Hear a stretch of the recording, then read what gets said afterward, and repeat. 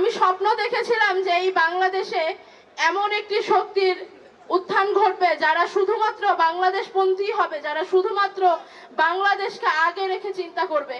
কিন্তু কখনো ভাবিনি যে সত্যি সত্যি এরকম একটি ঘটনা আমি আমার জীবদ্দশায় দেখতে পারবো এবং আমি নিজেও তার অংশ হতে পারবো। আমি আজীবন মহান সৃষ্টিকর্তার শুকরিয়া আদায় করব শুধুমাত্র এই কারণে যে জুলাই বিপ্লব আমি আমার চোখের সামনে ঘটতে দেখেছি এবং তার কিছু অংশ হলেও আমার হাত দিয়ে আমি অংশ নিতে পেরেছি। সামনের বাংলাদেশ হবে ঐক্যের, সামনের বাংলাদেশ হবে প্রশান্তির, সামনের বাংলাদেশ হবে সুস্থতার। আপনাদের সকলের কাছে দোয়া চাই, ভালোবাসা চাই, শুভকামনা চাই। আমরা তরুণ, আমরা অনেক বড় দায়িত্ব হাতে নিয়ে এগোতে যাচ্ছি। আপনারা আমাদের প্রতি দোয়া রাখবেন, আমাদের শুভকামনা জানাবেন এবং একই সাথে দেশের আবহাওয়া জনতার কাছে বলতে চাই যেই নতুন দায়বদ্ধতা নিয়ে আমরা রাস্তায় নামছি, আপনাদের কাছে আসছি, আমরা আজীবন আমৃত্যু সেই দায়বদ্ধতা পালন করে যাব। সবাই ভালো থাকবেন, সুস্থ থাকবেন। আল্লাহ হাফেজ। ইনকিলাব জিন্দাবাদ।